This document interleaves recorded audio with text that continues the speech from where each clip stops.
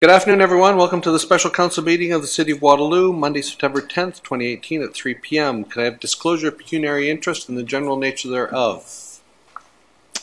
Seeing none. First up is our delegation from the Royal Medieval Fair. Welcome, Royal Medieval Fair. My lords and ladies, make way for the Queen Charlotte of Mirth.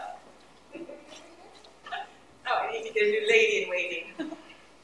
Hello, greetings from the land of Mirth. I am here to invite the City of Waterloo to once again come to our fair. This is happening on Saturday, the 15th, just a few days from now. It is our 21st annual fair. We have been sponsored by the City of Waterloo for all of those years, and we came here to thank you and also to invite you all to join us. We have some invitations right there if you would like to hand out. This lady will take them from you, I'm sure. The event starts at 11 o'clock on Saturday. It goes till 6 o'clock. It's once you are inside, you will see all sorts of people in costumes. Well, you're not in costumes, you're actually how you dress normally. We get to see the people in costume. We get to draw you in strange costumes. You will see people in costumes, you will see knights fighting in tournaments, you will see medieval games that children of all ages can play. You will see musicians and jugglers and entertainment of all kinds. So we hope to see you all there. Tell your friends, bring your children. Don't be late or we'll have a night come to your house and collect you. Wonderful. Yeah. Wonderful. Thank you. Very much. Huzzah! Well done, sir. Very much looking forward to this, something I've been participating in for 4 years now. I'm happy to have my own crown, which I will be bringing for my outfit there, so thank you very much for that. Looking forward to that, yes. No jokes. No jokes. I'll take my chances, I guess. Questions or comments from Council? Councillor Doyle. Thank you, through Mayor Jaworski. I just wanted to say thank you so much for doing this every year. And I'm so glad. What's your name? You came? Yes. I'm Carly. Carly. Well, about 3 or 4 years ago, I went with my daughter to Medieval Fair, and you were wielding a sword. And she thought that was the coolest thing ever. And so I love that our Medieval Fair is equal opportunity, and the girls kick just as much butt as the men. So thank you. Amazing job. And please, I can't wait to see you again this weekend. Wonderful. Thank you very much for coming out. Wonderful entertainment, and thank you for promoting it within our community, running it, all the volunteerism, and we wish all the best for the weather, every single one of us. Thank you so much. We'll see you all there. Thank you. Huzzah! Next up, we have our consent motion with 3 items on it: the advisory committee terms of reference updates, proposed council meeting schedule for 2019, as well as the appointments for the municipal election compliance audit committee. Seeing that, I see Councillor Veith is ready to move that. Councillor Durrell has a question. So one of the things I noticed is we have councillors on many of these committees. And one of the committees that I noticed, Waterloo Park, did not have a council member on it. Was that just something that was overlooked, or? So, for example, Uptown Vision says 2 members, which currently we only have 1 member, and I don't know if that's something we want to amend, or, and then in the Waterloo Park Committee, Advisory Committee, it doesn't say that there's any councillor members on it.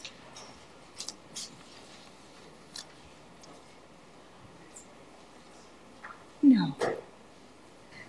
So anyway, I just wanted to check to whether that meant, if we pass it, that there will be no councillors appointed to it, because some specifically state and some don't. So I just wanted to check in on that. Through you, Mayor Jaworski, to Councillor Durrell, it appears it was missed on the report. It looks like it's 1 council member that is appointed to that committee. So it was an oversight. So apologize for that. We'll make that amendment to ensure that reflects that. So, since you had your hand up last, I'll go with Councillor Durrell seconding the consent motion. Any further questions? Councillor Henry? Thank you. Councillor Durrell, were you satisfied with your Uptown Vision piece? It has 2 councillors on it. Was that an issue as well for you? And I have one myself. Yeah, traditionally for the last 8 years, we've had one counselor on Uptown Vision. In this, it says 2, but I think, Madam Clerk, did you were referencing that as well? So Waterloo Park will have at least one, and maybe it's just at least one on Vision. I think that was because there was some time restrictions with the counselor before me couldn't make the meeting, so that they put 2 on, so there'd always be a counselor at the UVC. But since for the last 8 years, there's only been 1. So I don't know whether we want to amend that as well. Through you again, Mayor Jaworski, to Councillor Dorrell. Yes, I believe there were 2 councillor appointments to the Uptown Vision. Always was the case, as long as minimum of 1 attended the meetings, but we can certainly ensure that includes 2 members.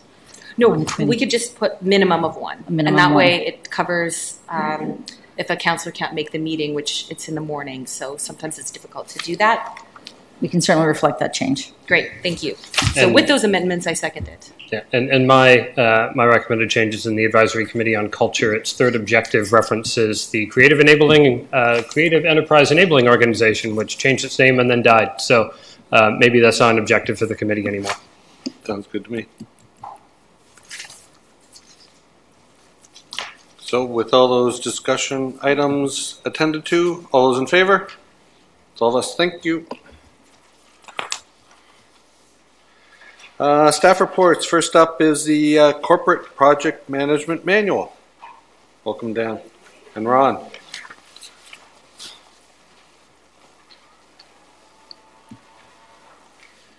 Good afternoon, Mayor Jaworski, members of council. I'd like to make just 2 brief introductory comments about the manual before Dan launches his presentation. I'm happy to report to council that this was developed entirely in-house by staff. The content of the manual was made in Waterloo, per se. And to that end, it took a little bit longer than we had wanted to develop the manual, but we're really appreciative of the latitude that CMT gave us in terms of timeline, in particular, really Cam and Tim's patience as we developed this manual that is, I will say, a great source of pride for staff. Secondly, the manual itself is only 60 pages long, and for a management science document, they're usually on the order of a telephone book in thickness. That's a tribute to Dan's ability to write and to distill some pretty complex information into a user-friendly format.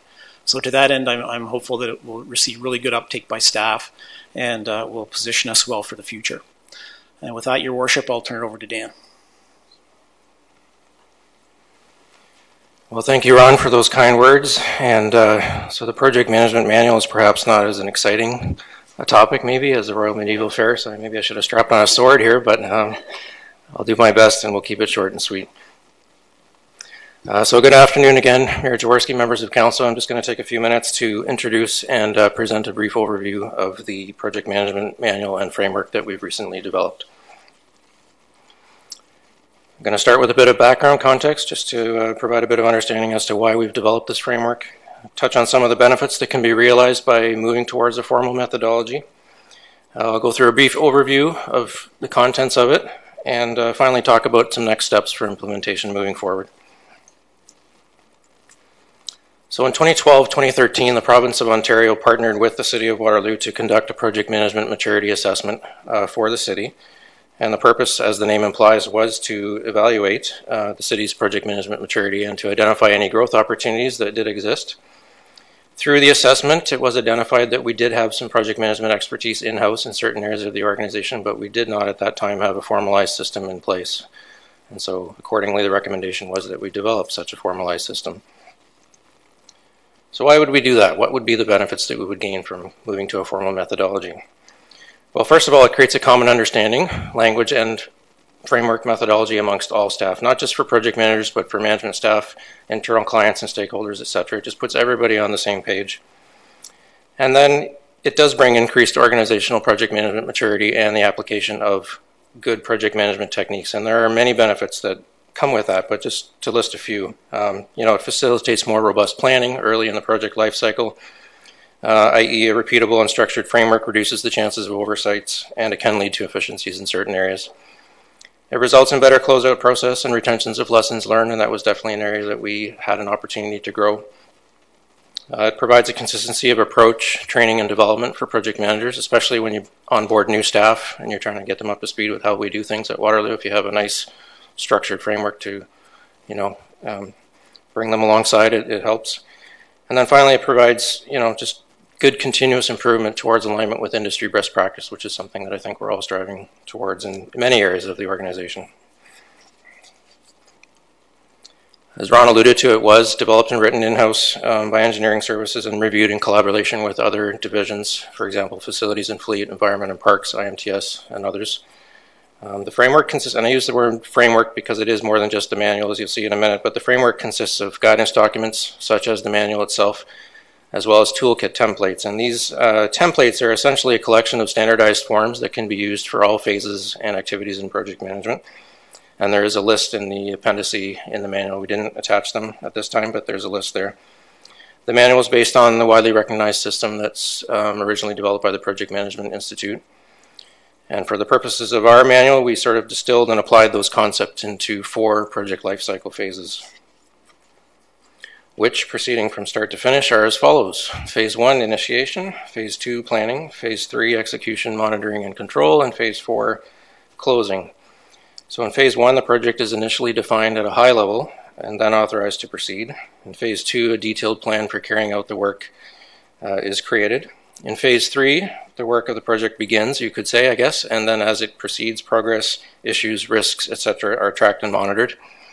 And in Phase 4, the project is closed out and important information such as lessons learned is captured and filed in a knowledge repository for future use in planning future projects in particular.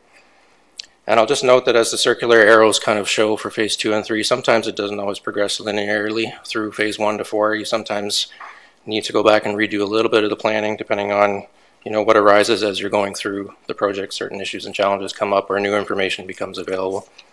So that's kind of why it's sometimes iterative, but in general you like it to follow that progression. So in the manual for each phase then, we've described the project manager's role, the information inputs that are needed and or available for that phase, tools, techniques, and the particular toolkit templates that apply that should be used and can be used for that phase. And then the information outputs generated, again, for each phase that may be used in the next phase or in general just as project records. And for each of the 4 life cycle phases, I apologize, I already mentioned that. So other sections then, coordination with consultant project managers, because that is something we do very often. There's some discussion on project filing and records management in our open text system, which is something that's very beneficial for maintaining records. And then scaling the toolkit according to project size and scope. And this is something that we felt was pretty important to put in there. And the reason for that is that at full scale, the methodology is quite robust and it can be used very well for large or complex projects. But especially when you're talking about smaller scale or smaller scope projects, sometimes the added level of administrative effort may not be the best value compared to the scale of the project. So the methodology does allow the toolkit to be scaled by reducing the number of elements that are used, and the manual has guidance on that as well. And then finally, there's some appendices, as you see there, references, glossaries, samples of the toolkit forms, which you don't actually have in your packet today, but they are listed there at least, and a project template filing guide. So you do have this in the packet, but this is just a quick screenshot showing kind of what the first few pages look like. It's still being finalized, but it will be in a nicely published, graphically designed version. And we worked with Insignia Creative to make that happen. So thanks to Sarah McCarter, who I don't think is here today, but she was helpful for sure. Next couple slides I'll go through really quickly, but this is just a couple of quick examples of some of the toolkit elements. This one is the project charter, which is kind of the initial high-level outline, I guess you could call it, the high-level definition of the project. Maybe hard to see on the screen, but there's quite a few areas there. It talks about project goals and objectives, high-level definitions of scope, schedule, budget, project team, roles, sign-offs, that sort of thing. This is an example of an issue and action item log that can be used during the execution and monitoring phase just to track various issues and action items, of course, as the name implies. And there are many more, as in Appendix C, D, I forget which one it is, but the list is there. So next steps. Following Council's endorsement, hopefully this afternoon, we would like to begin implementing, and to do that we envision creating an orientation package over the fall and the winter, and then conducting some training sessions for the project managers and other staff to sort of roll this out. The second piece that's kind of important is that we'd like to develop some supplemental guidance for additional detailed focus on specific common project types. So where the current framework is somewhat general in nature by necessity because it's intended to cover sort of any and all project, there is an opportunity to develop further detail around certain specific project types, and those would be ones that we commonly do where we can sort of flesh out the detail a little more. So an example would be road reconstructions, facility renovations, things like that that are very common and specific that we do often. And then finally, we see this as a living framework. I mean, we kind of use that as a buzzword, living document, living framework, but it really is true. As people start to use this and as feedback comes in, we're sure that we're going to have improvements and other updates to make. So we anticipate doing that regularly going forward into the future. And that's it in a nutshell. That concludes the summary of the project management framework. And at this time, I'd be happy to take any questions if you have them. Thank you very much, Dan. Questions for him? I do have one. Regarding the different project managers, what divisions or what groups do they reside in? I can think of certainly Ron's group and Phil's group. Maybe tell us a bit more about where this might reside, where the project managers reside, who will benefit from it. So a lot of the groups that contain, we'll say the bulk of the project managers were involved in the collaboration process, as I mentioned. So aside from engineering, obviously we have facilities and fleets, so Sunda's group. There's project managers, I believe, in IMTS and environment and parks. And then, we also run projects just in general in a lot of divisions, even through finance with the budget process. There's a lot of things that really can be classed as projects. So we anticipate being able to offer this to really any of the groups that would be involved in projects aside from sort of the core project management ones that I mentioned. I'm probably missing some. Transportation, water services, they would have involvement as well. And then from an ownership perspective of this document, where does that reside? Does that reside within engineering services or at the commissioner level? And I think it's intended to be for corporate use. We've kind of been the lead author, but going forward, that might, maybe Mr. Rapp, if you want to jump in on that. Certainly, through your worship, or through your worship to all of council, it probably would be best to sit within what currently the deputy CAO to give it the breadth of the entire organization. But as far as where we would keep it, we would probably keep it within engineering services as the original, but make updates as needed throughout the years, if you will. Okay, thank you. And I see Councillor Durrell, then Councillor Whaley. Thank you, through you, Mayor Jaworski. Really interesting read, and hats off, first of all, for doing it in-house. This is probably a $60,000 to $80,000 document that we've done internally, so thank you. So there are just two things. First, the picture on the front, this is like a marketing thing for me, but the picture on the front is like a green field, which is very little of the infrastructure that we're imagining. I'm just wondering if there's a better picture to really showcase the kind of stuff that we're doing in the city now, something with a little bit more intensification, but that's just being picky. Sorry, had to do it. And then secondly, one of the things that I've found in my experience outside of council is the debrief is really one of the most important things that happens after the end of a project. And I'm wondering how we're capturing that debrief and how we're sharing it with other project managers as they move along so that it becomes something that we can truly learn from. Through you, Mayor Jaworski, to Councillor Durrell, if you can turn to page, I think it's 93 in the packet. This is a list of the toolkit forms, and at the very end, number 12 is a project closing report, and you'll see a number of subcomponents in there. But to basically just kind of distill it into a nutshell, there is a closing report that will be done at the end of every project, and it will capture a lot of the key information about that project, such as lessons learned. Did it come in on time? Was it on budget? What could we have done better? Deliverable trackings. You can read through the list, but there's a whole package of information that will be captured, and then the intent is to store that in what we're calling a knowledge repository, which is simply just a storage location in our open text server that will be accessible to the corporation and to any project manager who would be running the next project. They can then refer back to that and say, well, my project's similar.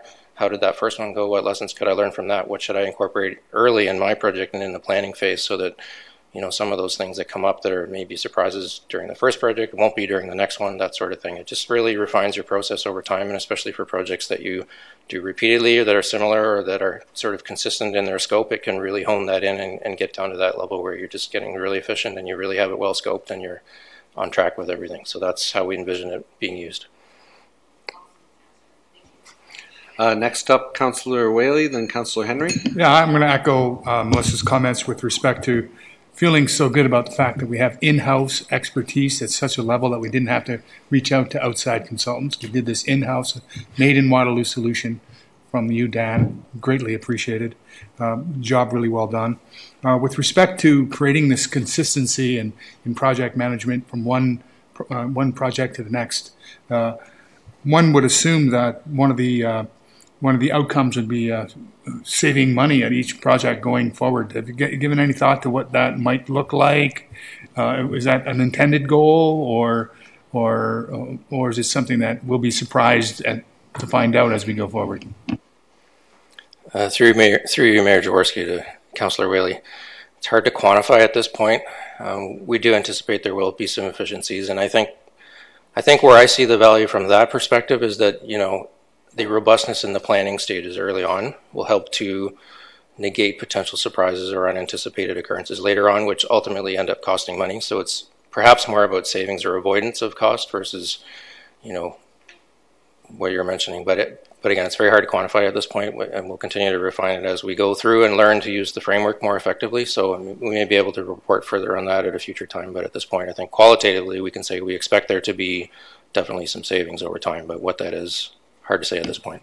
If it's this seminal report and manual, as I think it is, it'd be really interesting to look back on this in a year or two after we've run it through cycles to see what lessons are learned and to give council a sense. The council then a sense of what real value it has had, and also I'd like to know how this document travels throughout perhaps the province or locally the other municipalities as a real benchmark. And I have a sense that that's the quality of the work will be a best practice perhaps in the province or even in the country, and I'd be interested to have that track to see if my hunch is right. Thank you. Next up, Councillor Henry, please. Thank you, Mayor, and thank you, Dan, for the work and your leadership on this, and the broader team that would have been engaged to date, and the even broader team that will be engaged as you work through training and implementation.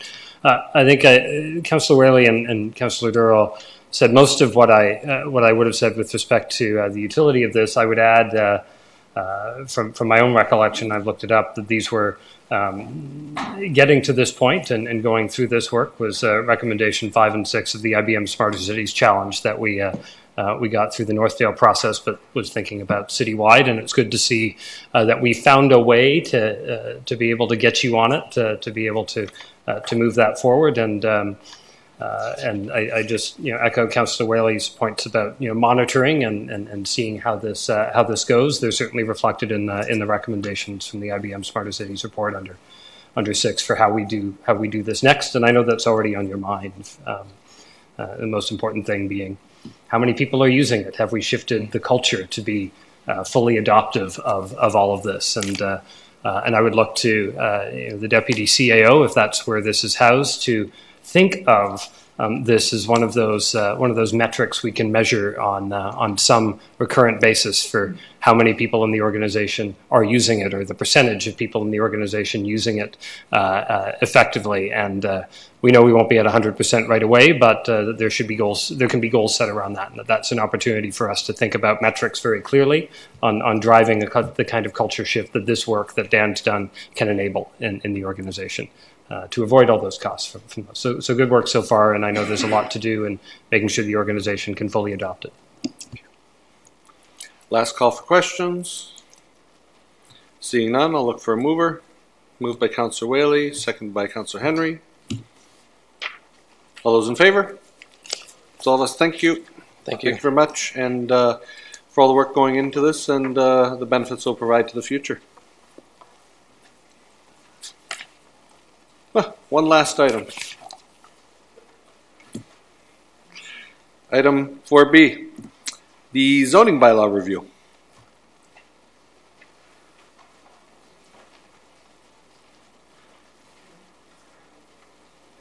Seem to have a little bit of material under your arm there, Joel. Don't drop it. I'm sure you did, in a wheelbarrow. Are you presenting at this point in time, or yes, you are? Very short. Okay, thanks.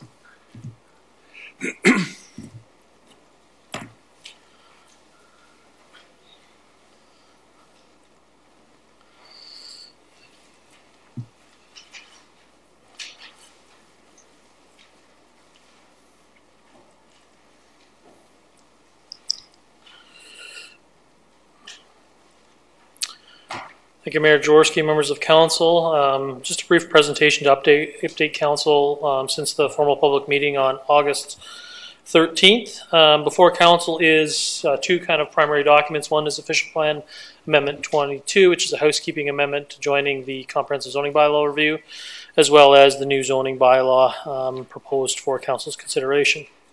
With respect to official plan amendment 22, as council is aware, it's intended to correct errors that we uncovered through the zoning process, as well as to effectively implement the zoning bylaw. So the document remains relatively unchanged, with one addition, which is outlined in the report that was provided earlier today. And that is an addition, item number 48, to allow for transition zones.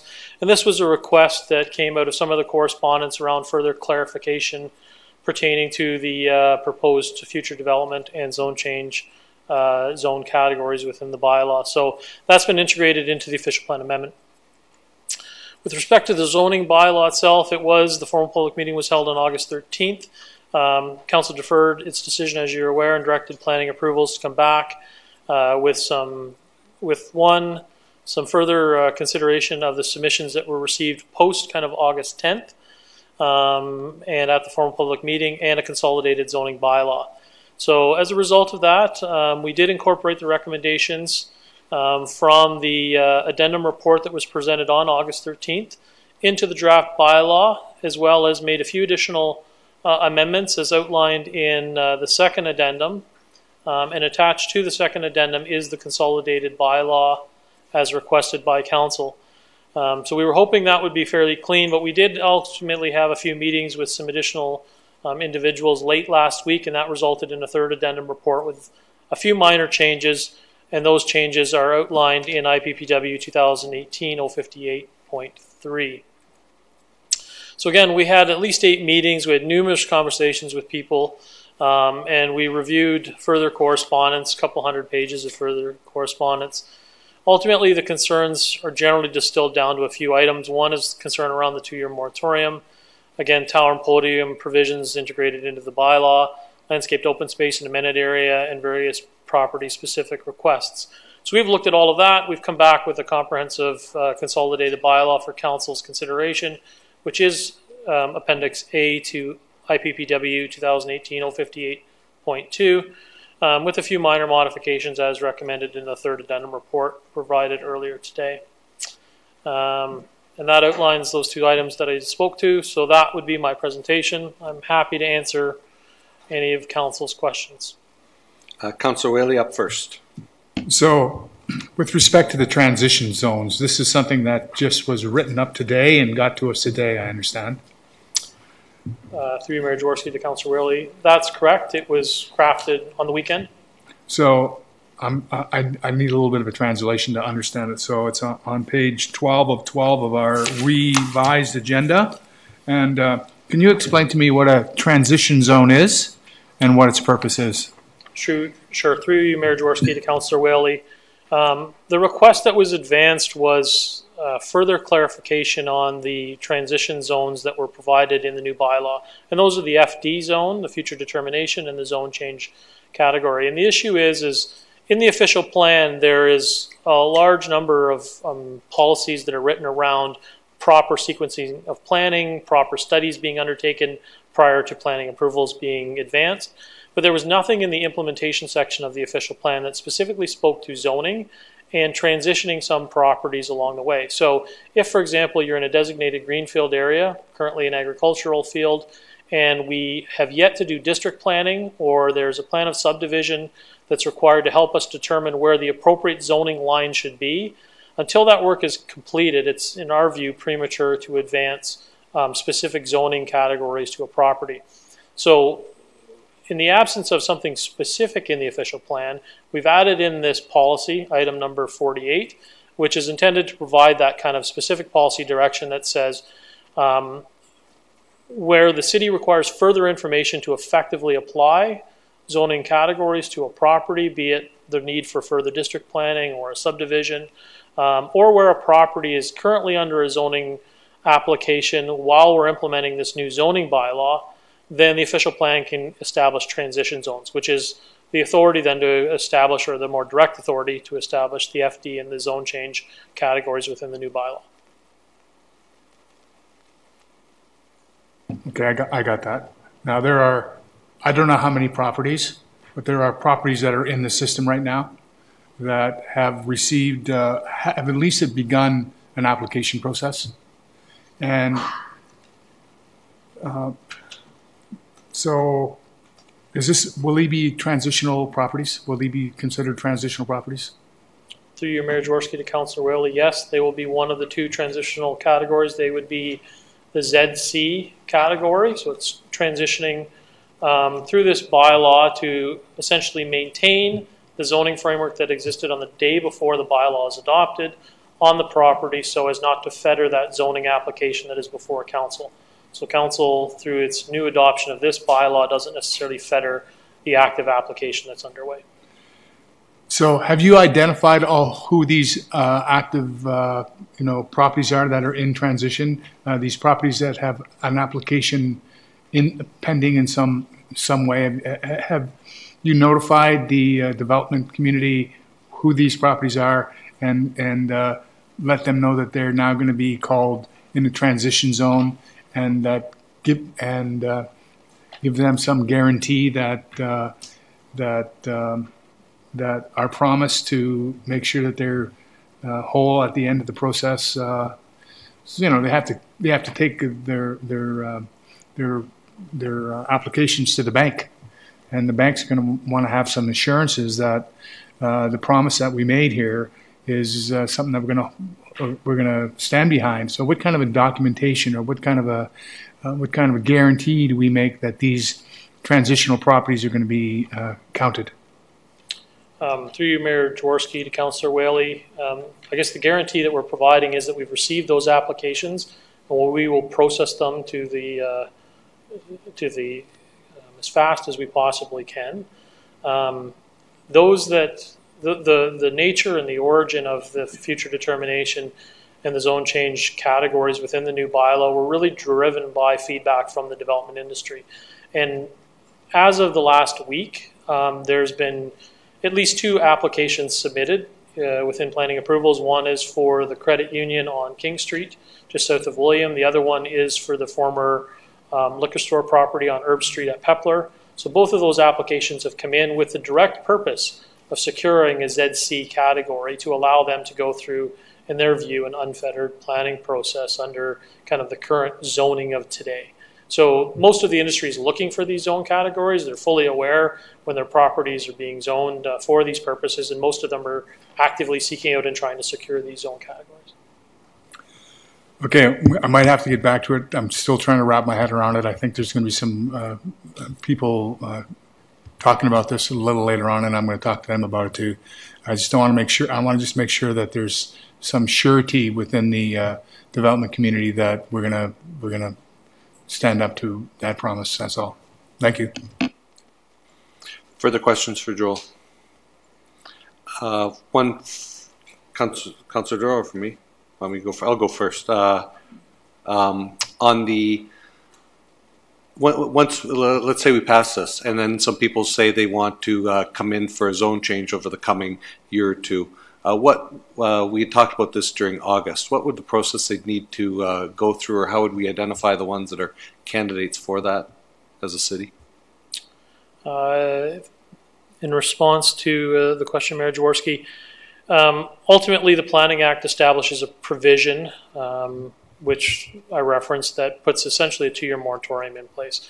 Ultimately, it's a request to council. Our version of that, it likely is a very short staff report coming forward to council that says, here's the request, do you consent to allowing the applications to move forward? In the interim, what we're recommending, though, is that staff be tasked with preparing a methodology or a protocol for assessing these implications or these applications to try and determine whether some, for example, could be delegated to a director or a commissioner level, or others are as of right.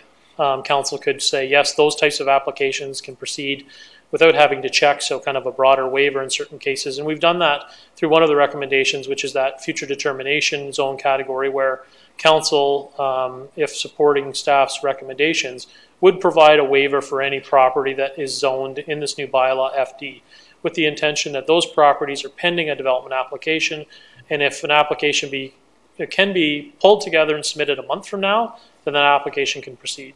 But other amendments would have to be dealt with currently on a case-by-case basis.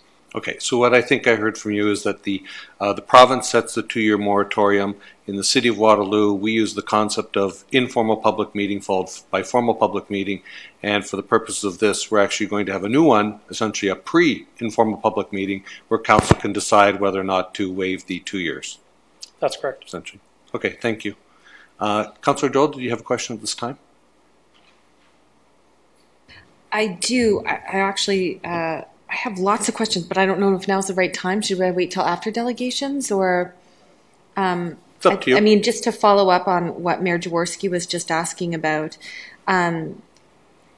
my concern about that is, I mean, pretty much almost every building in Uptown is not, that has been built or is proposed to be built, doesn't meet our new zoning bylaws.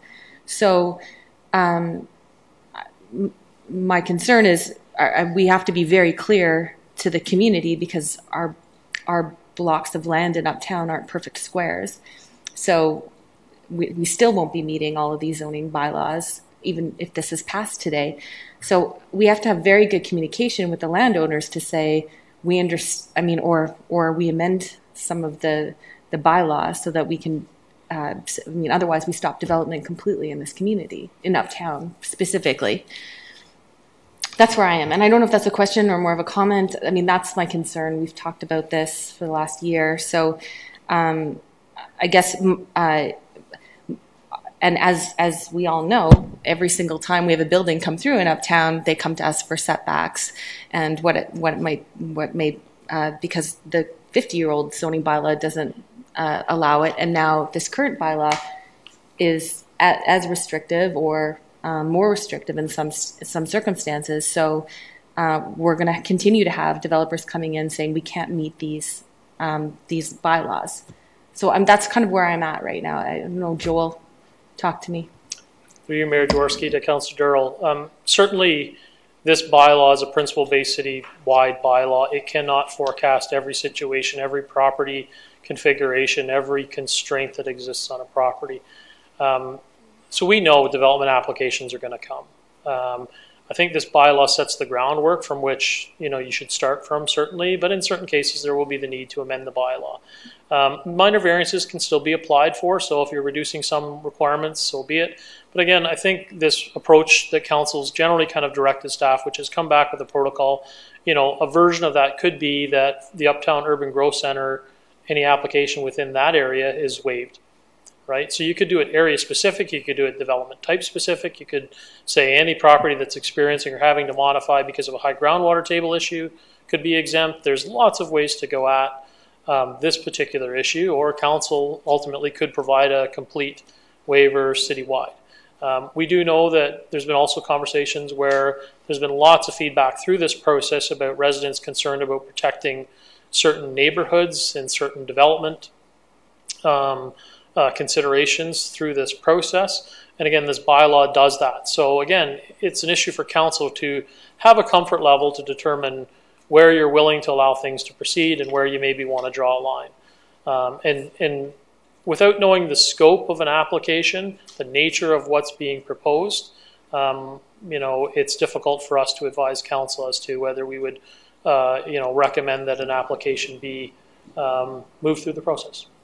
And I think to me, that's the foundation of this, is to say we have to make rules, but knowing that we can't make a rule for that we're amenable to some of these rules, or maybe not amenable, but we realize that these rules don't fit everything perfectly. And so I think that communication to the landowners and the developers to say we want to work with you is a far different stance than saying these are our bylaws, we have a 2-year moratorium. So I think to me, maybe part of this is a communication piece as well, because I think that's very important, I think, over the next couple of years.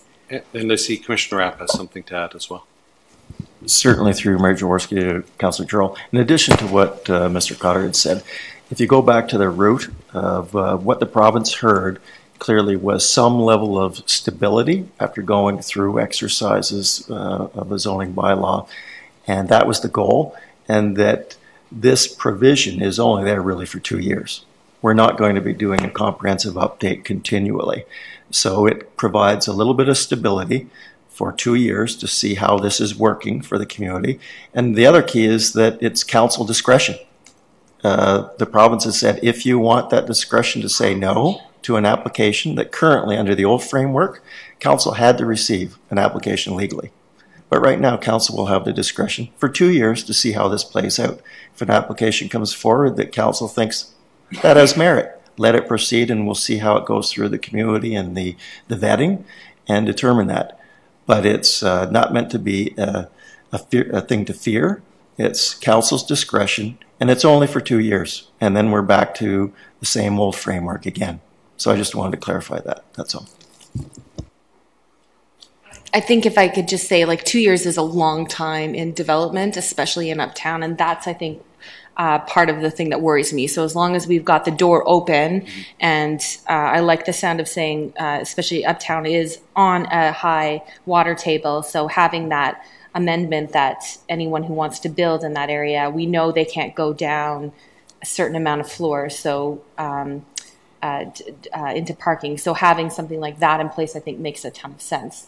Because the last thing we want is to have nothing happen in Uptown over the next 2 years while people wait. I think that would be detrimental to our community. So, thank you. Next up, Councillor Freeman.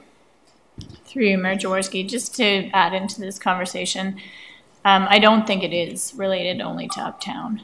I think it's a bigger issue. But one of the big pieces is density bonusing, and that has to come through a zoning bylaw.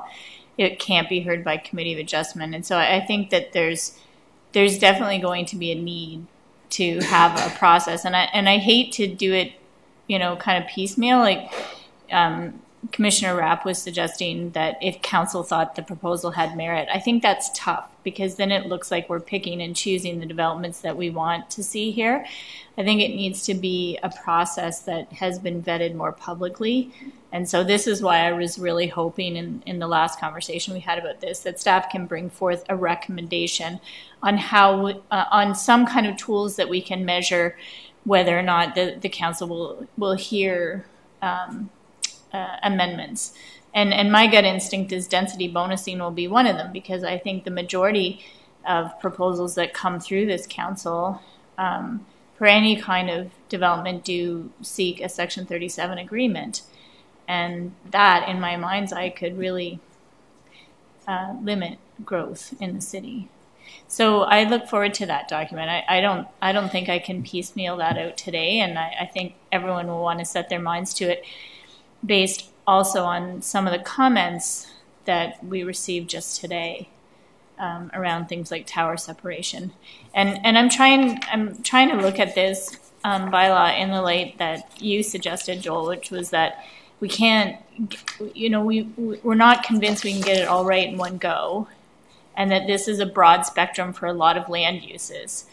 And if that's the case, and that you believed, what I've heard you say in the past is that if people want to do something special, that should come through a process where more broadly the public has an opportunity to participate in that process. And for that to happen, then council has to hear it.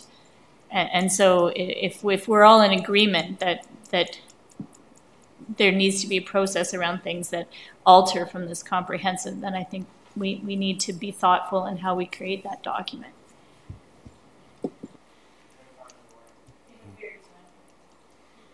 Thank you. And seeing no further comments, thank you very much, Joel. And we have 4 registered delegations. And first up is Dan Curry.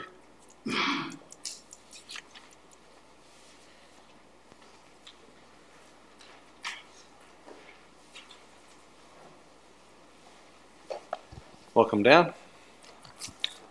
Good evening. Good afternoon, Mayor Jaworski, members of council.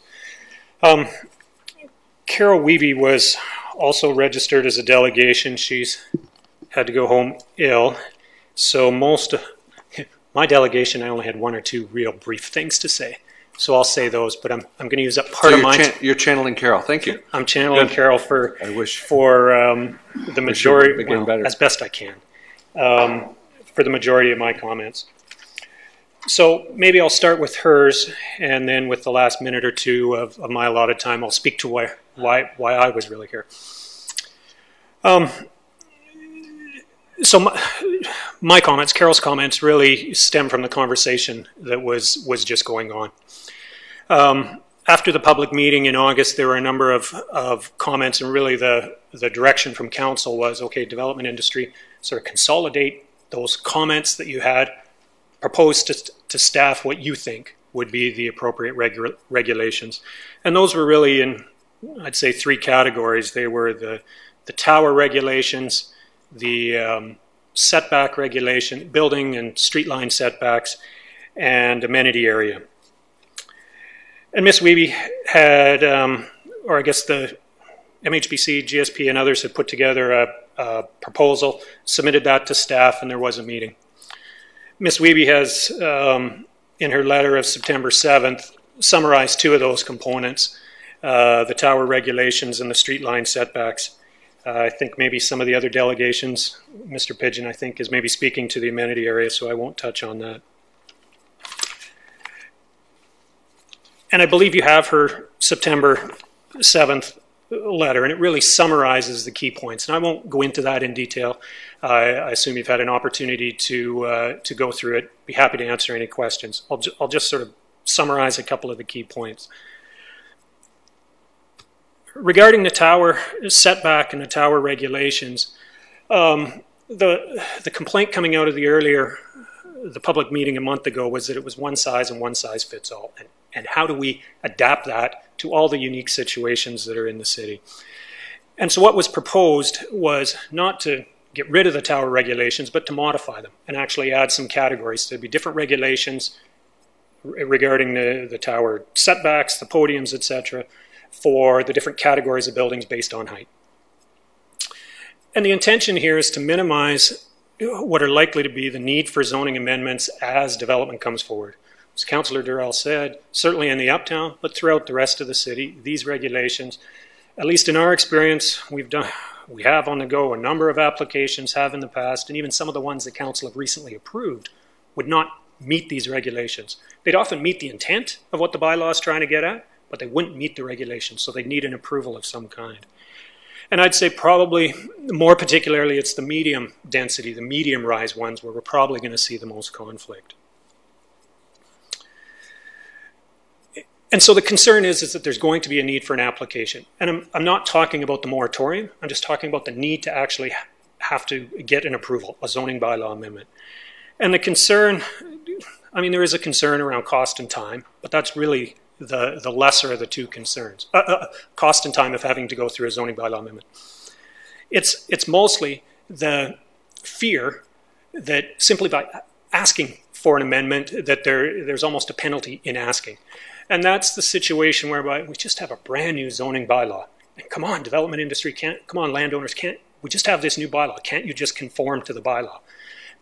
And that's not going to be the case in many situations. So the industry is worried of having to cross that threshold of substantiating the need that there needs to be an amendment. And we've heard through staff that there's a recognition that this zoning bylaw can't certainly accommodate every situation. But there's going to be, I think, in fairness, a number of situations and amendments coming forward. So where we are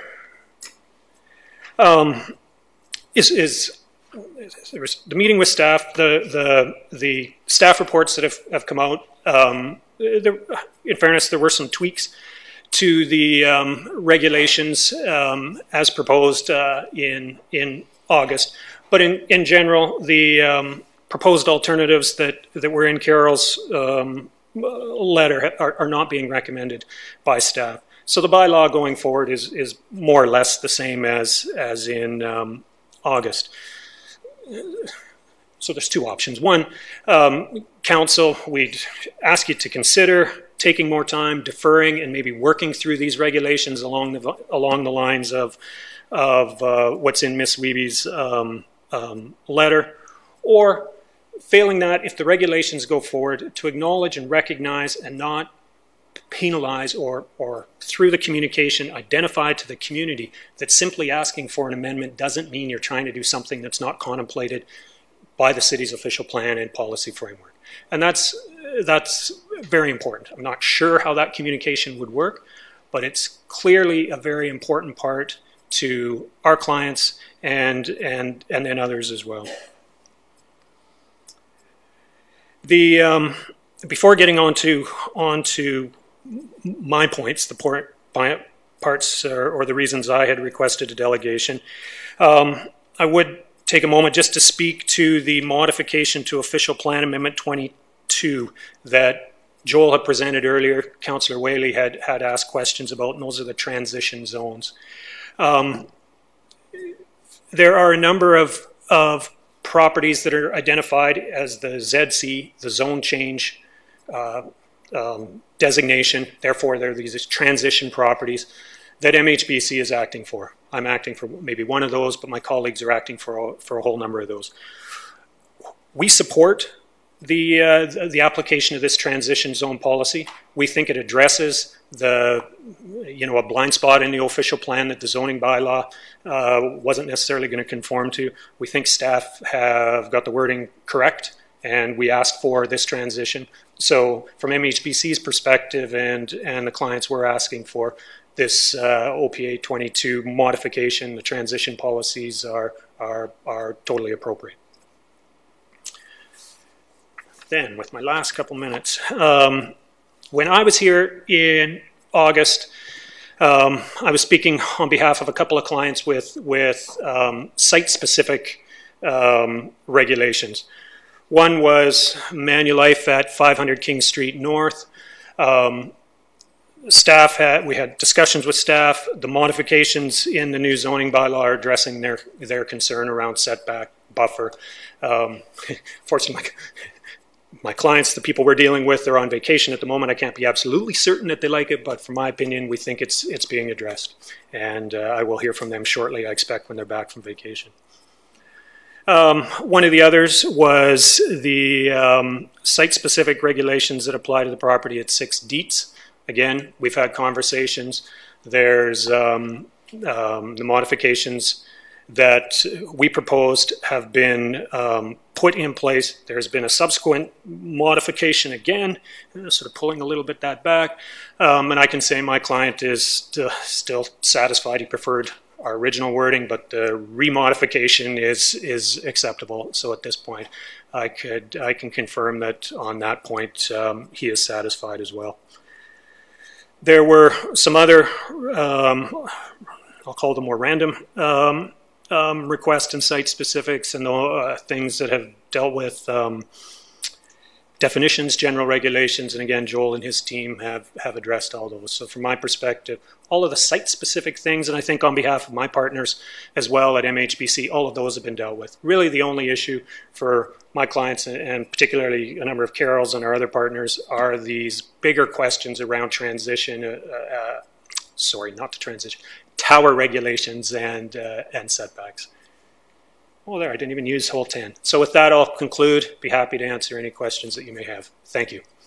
Thank you very much, Dan. I think the key thing on zoning from my perspective, is that it gives you certain rights. And for anything else that we need beyond that, it's a community conversation. So what triggers a community conversation? And I think that's what we're trying to get right here in this comprehensive zoning bylaw. When do we need to ask the neighbor what they think about our property? And so that's the balance we're trying to strike now with respect to all of these. So thank you very much for your comments. I see Councillor. Any questions for the delegation? Seeing none. Councillor Whaley, go ahead. There's this worry that you have that because you have some amendments that you're going to be somehow scorned or belittled by the staff of the community. I don't know where that comes from, Dan. We're trying to create a bylaw here, as the mayor says, to set a standard, and if you have a request or a need to go outside of that with respect to your application, you have that perfect right to do it. And I don't understand why you think you're going to be ostracized in any way because you're outside the new zoning bylaw. Through you, Mayor Jaworski. That fear, that concern isn't necessarily directed at staff or at council. The concern is, and I've been part of applications both on the public sector side and now on the private sector side in this community and others, where those who don't like the application for whatever means use that as and by that what I mean is simply because you're asking for a number of requests to amend a set of regulations, and particularly when they're relatively recent and come through a comprehensive process, that surely this can't be an appropriate thing to be considered by council because it needs these amendments to something that was recently approved by council. So that sometimes gets used as a lever. What I'm simply raising to your attention is I expect that will happen. And what I anticipate and what I'm saying is that's not fair. That's not fair because of what we've heard from staff, what we've just heard from council, what we've heard through the process. This is by necessarily you can't accommodate every individual situation. And so recognize that there's going to be changes. But also recognize that in some cases, some folks will go away simply because they think that they may have to face that process and they'll look for easier places to develop. So that my comment, and I feel from and that's coming from our clients from the development industry, that's a very real concern on their part. And so we have to, I think, council, but also us, the development, will have to manage that. And we're just raising that to your attention as to why we have taken so much time, so much effort, and sometimes it feels like we kind of, I don't know, feel like it keep kind of banging home on the same point. Is that those tower regulations, that's where we feel there's the biggest rub, and very concerned about other people using that lever when otherwise a development meets the intent of what the community is trying to achieve. That's all.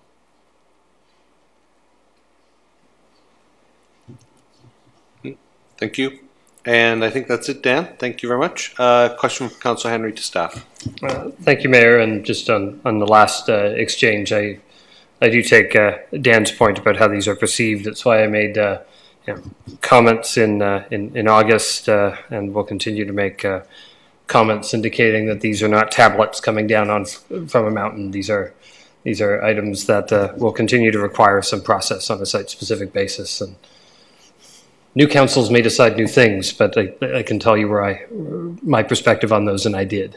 And I don't know how much more I can do. The city can do more, perhaps, but I think we can all have that discussion. Joel, I was wondering, I see Ms. Weeby's comments on some very specific gradations of tower regs rather than as staff have proposed, and I've heard Mr. Curry say, well, the only way to deal with those if you have a unique site is through a zone change amendment. In staff's view, is that the only way that one would expect this to come forward if the issue that developer has is that they're building an 8-story building, or they can't quite meet the 11-meter tower reg that has to come through a zone change application, or is this something that you might anticipate in appropriate applications that committee of adjustment and minor variance is an appropriate vehicle? through you, Mayor Jaworski, to Councillor Henry. We, as Mr. Curry indicated, staff met with representatives from MHBC and GSP Group to discuss tower and podium provisions within the bylaw. And afterwards, staff spent a good afternoon collectively as a group working through all the iterations. So we've taken these submissions very seriously, and ultimately we maintain our support for the way the bylaw is written at this point in time. And in the staff report, you'll recognize that our recommendation is to monitor particularly the mid-rise buildings on a move forward basis. The challenge with the mid-rise buildings is once you get in the upper range of the mid-rise buildings, you start to get some of the impacts that are felt with some of the higher rise buildings. And when you get into the lower mid-rise buildings, there's only literally a handful in the city that are zoned for that purpose, most of which are developed. So again, from a purpose of modifying the bylaw in a broader perspective, we didn't see the bang for the buck to get into that level of review at this point in time. But as you indicated, Councillor Henry, there are multiple tools within the toolkit of a developer to apply for applications. And if it's a minor application that is appropriate based on its context, a minor variance may be an appropriate avenue for a proponent to advance their particular submission. Again, minor doesn't necessarily mean a percentage, it's relative to impact. And it goes back to, are the general intent of the official plan and the zoning bylaw being met? So yes, a zoning bylaw amendment could be submitted depending on context, but equally in some other situations, minor variances may be appropriate as well. And that would be assessed on a case-by-case basis based on magnitude, context, and other considerations. That certainly makes sense to me. I have specific recollection of one or two minor variance applications in Northdale, for example, which is the location where we have tower regulations today, to do some modifications, and they came through the minor variance process rather than through council, because in the context they were minor, worthy of review, but and consideration, but minor. Thanks, Joe. Next up is Thomas Hardacre. Welcome, Tom. Mayor Jaworski and members of council. My name is Tom Hardacre from the IBI Group. A couple weeks ago, I was here on behalf of 5 property owners in the city of Waterloo relevant to the proposed citywide zoning bylaw. I'm pleased to report that the issues and concerns related to 4 of those property owners have been resolved to my client's satisfaction through the ongoing communications with planning staff, in particular Joel Cotter and his group, and to that I thank you. As for the 5th property owner, Sunvest Homes Limited, they own the property at 364 Willett Street, and Richard DeGroot, who's one of the principals in the firm, and I met with Joel Cotter this past Friday, and we had I think a very productive debate on my client's need as well as the city's interest.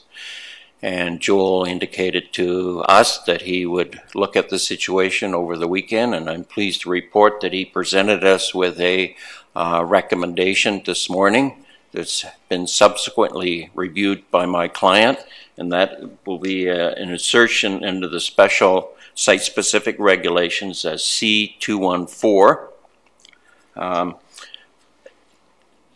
There's certainly the content of the zone change is certainly satisfactory from my perspective. However, my client has indicated that there's some terminology and words in the item E that he's concerned with, and particularly the term compatible. The north side of Willett Street, does the fronting of Willett Street, or is everything north? And the term character. His preference would be that there not be there.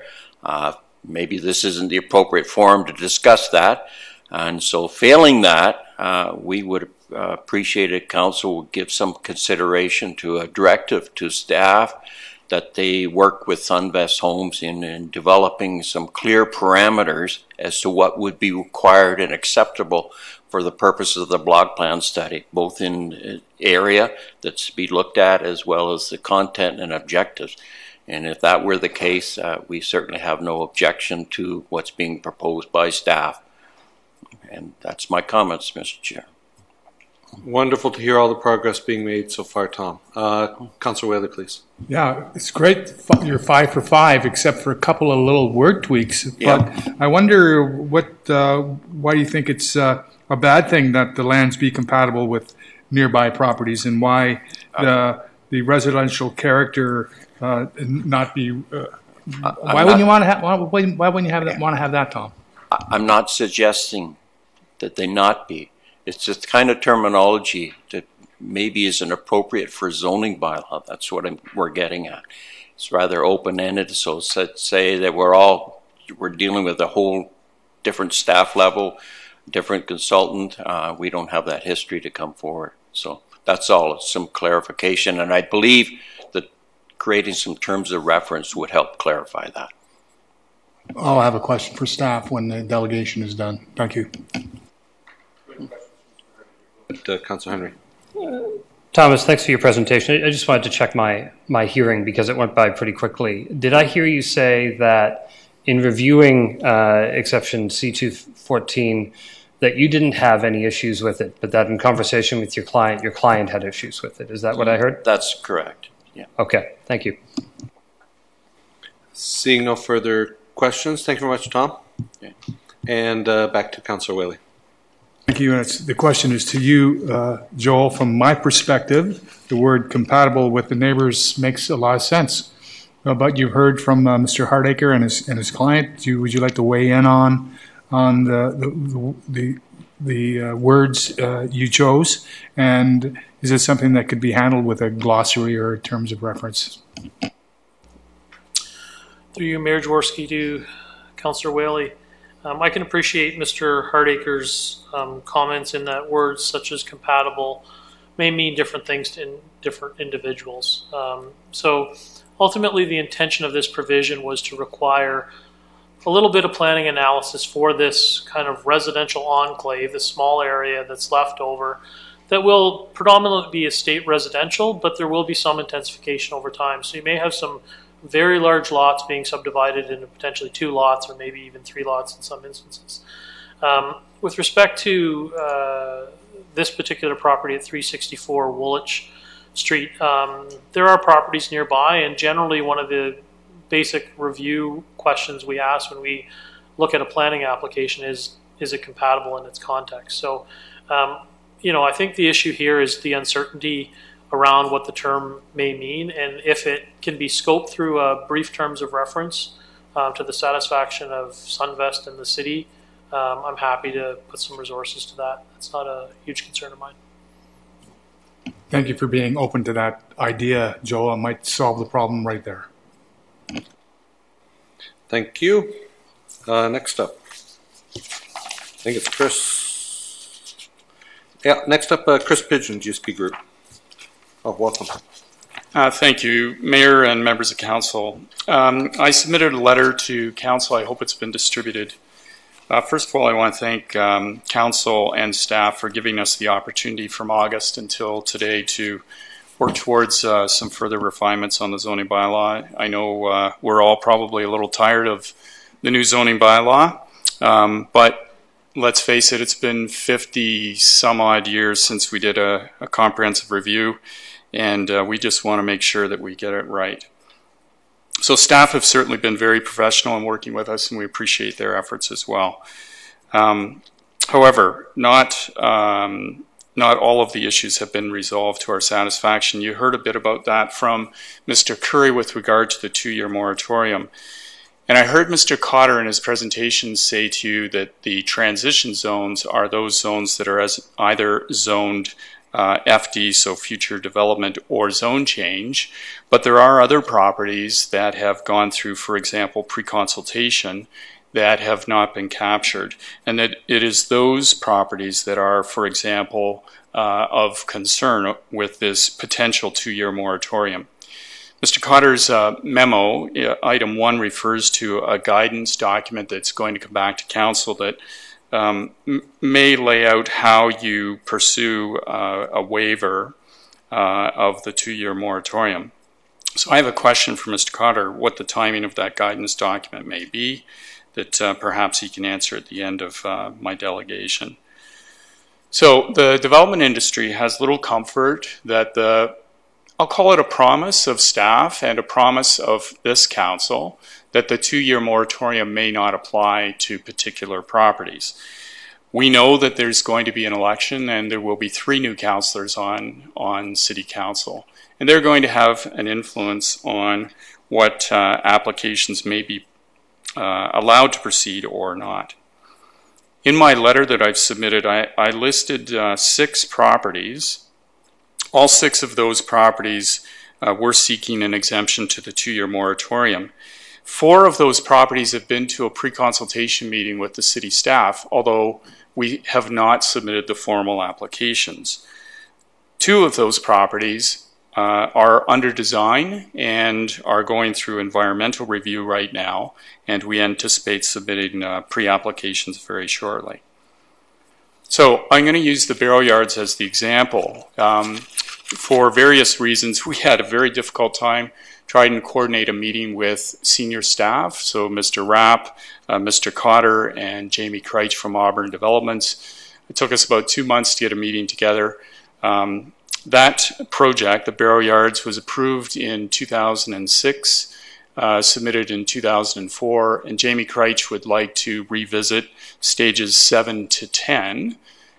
He is pulling the permit for stage 6, which is an 18-story building interior to the site on the west side of the Central Park. But he wants to build that out next year, and at the end of next year, hopefully have approvals in place, which means an official plan and zoning bylaw amendment for the new council's consideration, so that he can swing the crane around and begin construction on stage 7. That's a perfect example of an application that's not in the hands of city staff for processing, but there are numerous others. And most of them are complex applications that do require site-specific amendments to the zoning bylaw. So we'd like you to give some further consideration to exemptions to the moratorium. I heard Councillor Durrell and others ask about where it would be, and I agree it's not just necessarily in Uptown, but I think that the applications would apply principally to the Uptown and the intensification areas. So the nodes and corridors are where those applications are likely to come forward. So the second issue, and I appreciate again that staff have worked with us to deal with the issue of landscaped open space and amenity area. So we made submissions. We said we're not sure 3 square meters per bedroom is right. City staff have responded to that. I think that's encouraging, but I don't think we're quite there yet. And there are examples of across the city where the 30% of a site area to be landscaped open space is just impossible to obtain. So we just put forward another alternative, and that is that 30% of the site area be landscaped open space, or the alternative is that you can reduce that to a minimum of 15%, but that the balance of 15% must be made up in common amenity area. And we think that that's a good compromise position that staff haven't had an opportunity to review except for perhaps over the weekend, which is when we made the submission. So I think we've made some really great strides to bring this bylaw to very close to a consensus. We're just not quite there yet. And we'd like an opportunity for staff to consider these further alternatives.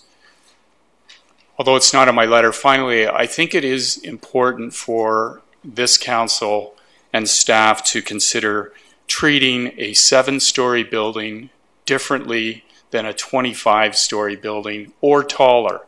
Because 10 years ago, we didn't have 10-story or 25-story buildings in Waterloo. In the next 10 years, we're probably going to have more than 25-story buildings in the city of Waterloo.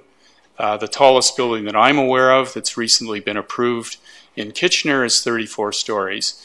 And there's another application to go to 40 stories in the vicinity of the transit hub. So we haven't seen the height, the maximum height yet. And we're going to see those heights continue to increase. The way the bylaw is written today, a 7-story building regulations are identical to the 25-story. And I think we should spend a little bit of time of dealing with transition as we move from 7 to 25 and perhaps beyond. Those are my comments, Mr. Mayor. Thank you very much. First up, Councillor Whaley. Well, thank you for your presentation. I'm interested in your ideas around amenity spaces.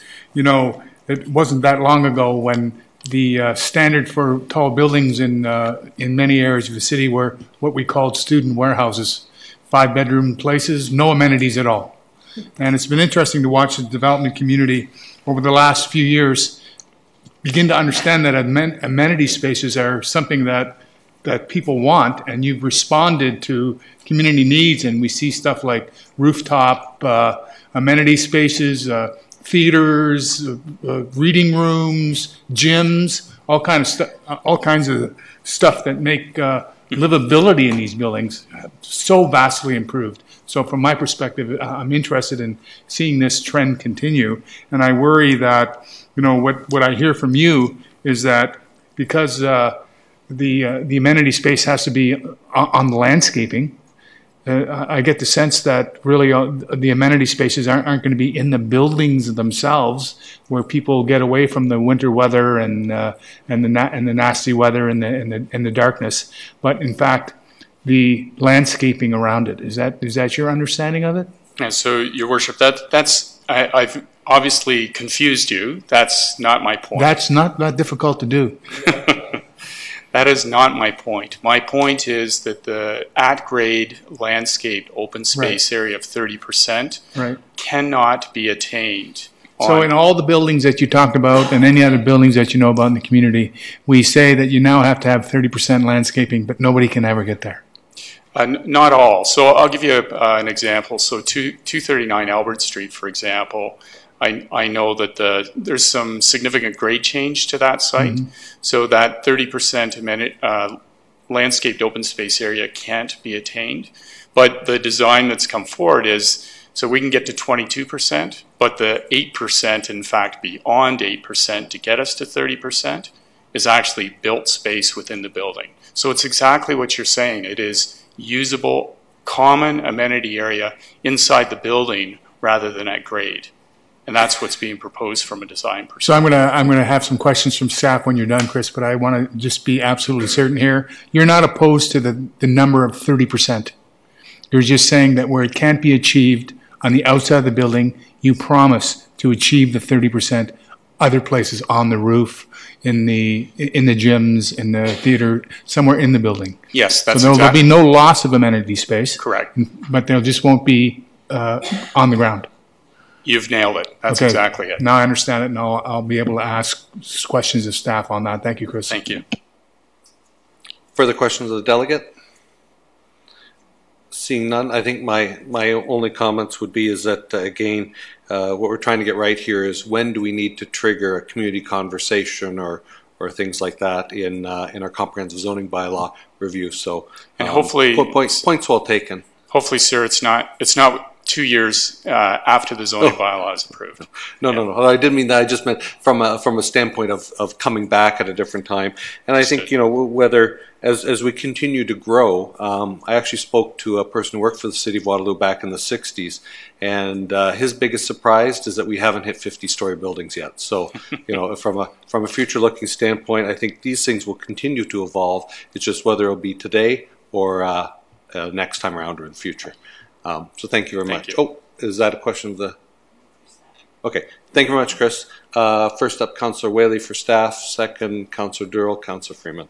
The question to you, Joel, is around amenity space because, you know, I remember the days, I sat here in the days when the amount of amenity spaces in these buildings were zero. A lot of them didn't even have places for you to do the wash. I think we've come a long way. With respect to the percentage, we go from 0 to now 30%, which is a long way, and hopefully it's the development community will continue to evolve that number as people will ask for more and more amenities. From my own perspective, having to have the 30% into landscape space, considering we have Canadian winters, considering we have darkness, considering we have awful weather a lot of the time. And if we could have amenity space and still make 30%, but have it available to residents in other ways, makes sense to me. Is how would we go if I could get the concurrence of council on this issue? How would we proceed to make that change from it must be landscape space to it can be amenity space? Through you, Mayor Jaworski, to Councillor Whaley. There's two provisions in the bylaw. One relates to landscaped open space, one relates to amenity area. Those two regulations are different. They're in part similar, but in some cases they're intended to achieve different plan functions. The landscaped open space contributes to the greenery of the city, contributes to at-source infiltration, contributes to certain amenity area for residents. And ultimately, the requirement of 30% has been a long-standing requirement in the city, at least in site and density for intensification areas. And for context, if you take a basic front yard setback of 5 meters and you run a 1.5 meter strip up either side for swales and a 3 meter strip across the back, that's about 27% of your lot. So the ability to achieve this, most developments, in my view, can provide it with the token green space around the edge. Where you get into reducing your front yard setbacks, that becomes a little bit more of a differential and may lead to some provisions. And again, where there's significant grade changes or some other constraint, that's maybe where, site-specific relief may be required. The amenity area regulations are more intended to deal with the well-being of people within the building. So it's space within the building, balconies, rooftop amenity areas, common amenity spaces, and it's a slightly different plan function than the pure landscaped open space. There is overlap, though. Both permit outdoor patios to be allocated towards satisfying the requirement. So there is a bit of double dipping, if you will, that a developer could seize. If they build an at-grade outdoor patio, they can count towards their landscaped open space and their amenity area requirement. And through the last review, we did take comments that we had received around amenity space and provided a minor reduction. We still believe the 3 square meters per bedroom is reasonable and appropriate. And most developments are achieving that today without any issue whatsoever. But again, in an effort to incent maybe more 2 and 3 bedroom units within our intensification areas, we have modified the bylaw to say the first bedroom that would be first bedroom would require 3 square meters. Each bedroom after that within the dwelling unit would require 2. So we've tried to come down a little bit on the amenity space to reduce that requirement. But the landscaped open space, in our view, again, it's very challenging for us with even just the perimeter landscaping. By the time you put hydro ducts and every other, servicing utility within some of these spaces, the green spaces is daylilies and some grasses in many regards. We have a real struggle at site plan to get trees and other things on property. So again, if we're trying to green the city with some of the objectives that we have in the official plan, that's where the 30% is driven from. And again, you can achieve most of that requirement with a little bit of enhancement beyond just standard strips around the perimeter of your edge of the property. So that's where the requirement is derived from. If council's inclined to adjust that, certainly we can do that. And again, it's something that we'd be happy to monitor, again, on development applications and maybe report back. Prior to this comprehensive process, the city staff planning division was undertaking general amendments on an annual basis. Again, we'll get back into that mode of flagging issues and trying to keep our bylaws current, keep unnecessary amendment applications down, and providing some reporting back to council on strategic issues. This could be one. Happy to do that. Just for my understanding, then, if an application comes forward and it just, for whatever reason, for whatever intensification reason or density issue, the 30% can't be achieved, they'd be required to make a zoning amendment application. Through you, Mayor Jaworski, to Councillor Whaley. Again, depending on the magnitude and the scope, it could be a minor variance application to adjust. Often it's a minor variance. We've equally reduced our parking rates, again, trying to favor landscaping over parking to the extent that we can. But in an instance where if someone was, at 27%, in my mind, in most cases, that's variance worthy. My last question relates to Waterloo's leadership in green roofs, and we have one here at City Hall, We see roof amenity spaces being proposed in many applications. The latest one that I recall is at the ARC site. There was an intention to put on actually a concert space on the roof. Is that considered amenity space? Yes, amenity space. So if it was a green roof, for example, would that be considered part of the landscaping calculation? Through your Mayor Jaworski to Councillor Whaley, no, it would not. Landscaping would be essentially at grade areas for grass, trees, other similar type of vegetation. Okay, thank you, Joel. Councillor Durrell, then Councillor Freeman. Thank you, through Mayor Jaworski.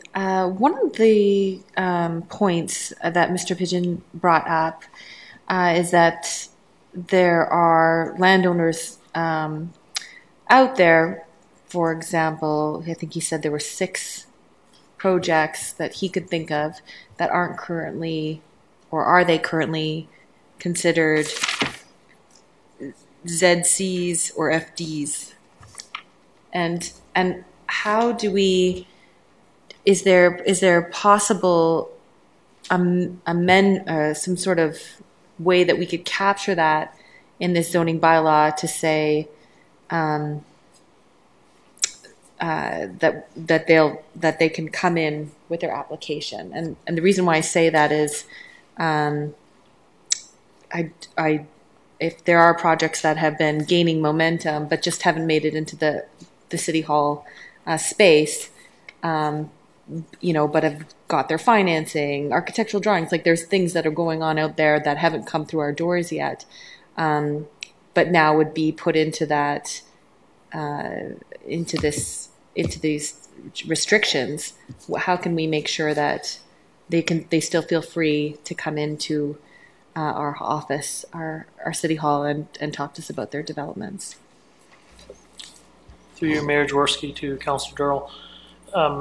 Good question. I believe the request that Mr. Pigeon is advancing is that he's got 6 specific properties, and the concern is that he's got clients who have invested a lot of time and a lot of money to get the properties designed to a certain state that they're in. I believe he said 4 of the 6 had come in through pre-consultation, which is conversations with staff, trying to determine, the nature and the scope of what a complete application to the city would look like. So you'd have those ones. So there's been certainly conversations with some of the properties identified with staff that we've talked about. Here's the types of studies and information we would require to deem an application complete for a zoning bylaw amendment. I think the request Mr. Pigeon is asking is for those properties where significant investment in time and energy on behalf of his clients, or maybe others that have reached a pre-consultation stage, or maybe are very close to pre-consultation, that they be provided with a waiver so they can submit their applications and continue moving forward without that uncertainty, if you will. And I can appreciate that request. And that's ultimately up to council. If council wants to provide a waiver for those 6 properties, it's certainly welcome to do that. If council wants to see more specifics about each of those applications, they can direct staff to come back on a case-by-case basis. It's really up to council. But I can appreciate Mr. Pigeon's concern that, a lot of time and energy is taken to gear up these sites and design these sites and work on these sites before we ever even see them. And, a lot of time and money has been invested, and there's uncertainty in the industry with respect to this 2-year moratorium timeframe.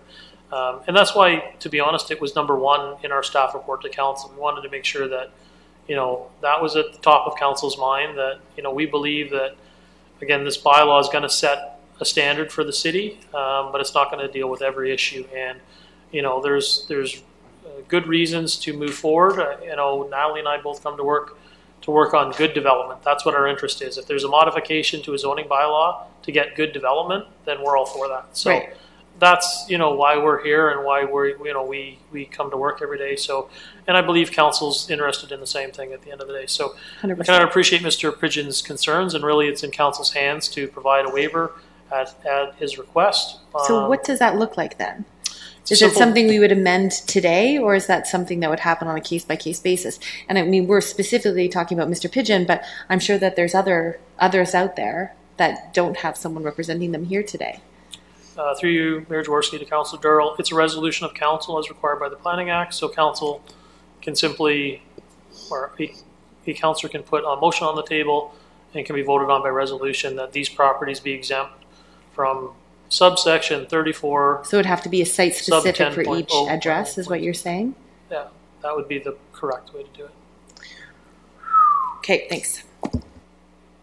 Just to follow up on that, Joel, would it be for a limited time period? Like, what would they have to achieve? So you go for an address, you have an address that they're in pre-consultation, but they can't be pre-consultation for like 2-3 years, right? So we'd have to set some sort of time frame if we wanted to address this. It's a good question, Mayor Jaworski. In response, I think that's, again, the purpose of preparing a protocol for staff or for council to consider. I know Mr. Pigeon asked the question, how fast could staff do that? We've certainly been looking for best practices out there to try and give us at least a template or a benchmark. We have not found any, so what we advance would be another, if you will, made in Waterloo solution to try and move this forward. We would put as much energy as we can. Again, our job is to create a stable planning environment for the city, not to create uncertainty. So I would certainly be directing staff resources to move that methodology and prepare that methodology as quickly as possible. But it's a fair question. We've had pre-consultations that are 5, 6, 7 years ago. So, does that still stand if council provides a waiver? A lot has changed, and again, that's where I think a protocol is required. But we're certainly open to working on that and developing something for council. In the meantime, whether council wants to address these 6 specific properties, that's in your hands.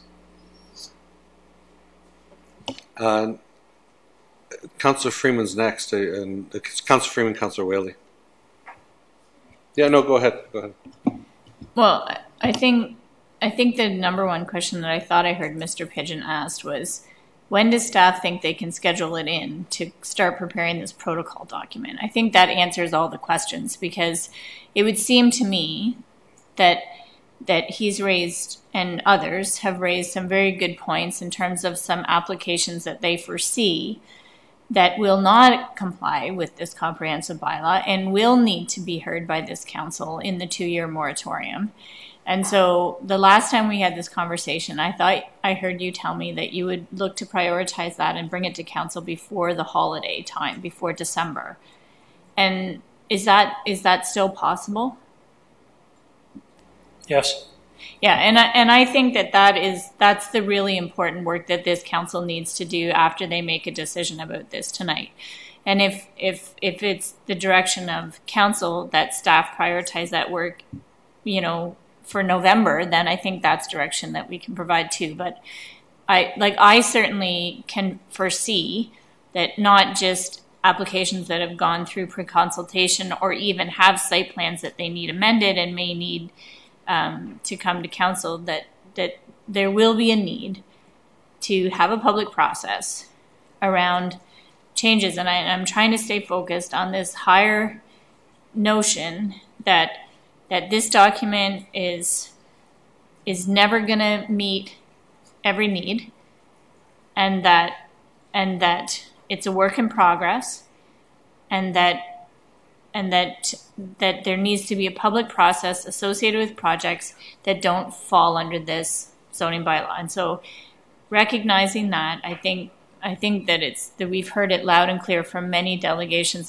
that protocol is critically important work, and I'm certainly prepared to do it. And I see nodding heads here. I think everyone's prepared to dig in and say, what does that look like, and how do we keep the growth of this city moving forward? Thank you. Yeah, I think the stifling the growth of the city is not on the agenda of council. So, Councillor Whaley. So, I couldn't agree more that a protocol is required, and the sooner the better. I think from what I hear, there's some uncertainty from some members of the development community whether they're in the queue or not. They don't even know that. So, for example, does pre-consultation get you in the queue or doesn't it? And is there a cutoff line, and who's in the queue and who isn't out of the queue? And I think if that protocol gives us that kind of certainty, I'm sure it'll give council an understanding of who's in, what we're dealing with, and there's also the development community. So I couldn't agree more that a protocol and soon would really answer a lot of these questions. Seeing no further comments, I think it's Rosemary. I think it might be you. Last registered delegation, Rosemary Morris. Welcome, Rosemary. Thank Again. you, Mayor Jaworski and Council. I am a property owner at 8 Dietz Avenue South, and as previous speaker said, we have no outstanding issues anymore in relation to that property. Our properties, my neighbor at number 6 and myself. I just wanted to take a moment and give credit to some of the people who were involved in helping us to reach a satisfactory conclusion to our issues that came up 2 years ago when this whole process first started and we realized that things had maybe gone awry. And that is to begin with Councillor Durrell, who I really appreciated her leadership when things first came to light to draw together the people who were involved and who were affected by the things that we saw as issues with the zoning and the official plan designation for our block in the city. We had a lot of discussions with, subsequent to that, with Joel Cotter and John Voss, who were really respectful and took great care to make sure that they understood what our concerns were and also to craft something that would meet the needs of those who had interest and rights involved in this situation. Anyways, and the last thing I wanted to say was also to give credit to the developer who is my neighbor, because he and I met numerous times. We both were able to have really productive conversations about what our concerns were, and thanks to that, I'm actually looking forward to seeing a very thoughtful and forward-looking development go next door. I hope that he doesn't sell to someone else because I have faith in him. So that's the nature of my presentation, and that's really all I have to say. Well, Rosemary, you have 8 minutes left. I think you should continue. No. I think it's great to see. I'll let Councillor Durrell comment. Well, thanks, Ms. Morris. I think this is a really good a really good story to tell in the sense that this is a lot of what Uptown's dealing with. Is we have nodes and corridors, and on those major corridors, they're zoned up, and then sometimes right behind them is a residential house. And this happened to be one that was kind of missed when we were doing the official plan. And so it was great that we can write it now. And thank you. Your neighborhood has been amazing, your street. And I know there's some renovations that are going on, so people are really digging into that street and expanding their homes, which is fantastic. That's what we want people living in Uptown, and single residential and in buildings as well. So thank you, and hats off to the staff. I know we're supposed to be kind of a bit more macro, and we got micro on this one, but I appreciate that you took the time to do that. So thank you. Success story. This will be a highlight of this term of council, I think, having an individual citizen come here, stay for a period of time just to thank our team here at the City of Waterloo. So it doesn't happen that often, but thank you very much, Rosemary, particularly for staying around this afternoon. Now, that was the last of our registered delegations, and I think that means we're done. So I think we're now open for council. Council Henry. I would be happy to move the recommendations as printed in the revised agenda with one amendment that council is aware of that I think can be added as recommendation 5, and that's arising from one small point inside OPA 22. The amendment, the addition would read that staff be directed to bring forward a revised pub policy, that being the parkland dedication policy, with the next budget that secures existing budgeted pub funding eligible Northdale capital expenditures, as well as sufficient funding for identified future pub funding eligible Northdale capital projects. There's some policy shifts that staff have been looking for on that to free up some flexibility of dollars after all of the relevant Northdale projects use that fund. And this additional direction is this council asserting that that unwritten commitment become a written expectation, just to make sure the Northdale plan can conclude. If I get a second for that, I'm happy to speak to the broader resolution of the comprehensive zoning bylaw. Councillor Freeman is ready, so.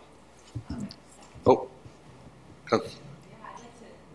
On another little friendly amendment. Okay, so Councillor Freeman has seconded, and then we'll go to Councillor Durrell to hear.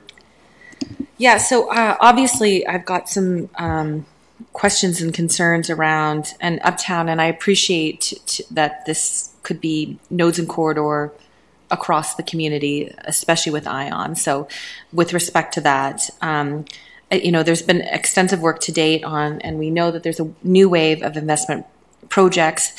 And so I'd like to recommend, and I'm open to Madame Clerk's help with how to do this, but that the new zoning rules be subject to a spring 2019 review period with report back to council on the zoning effectiveness.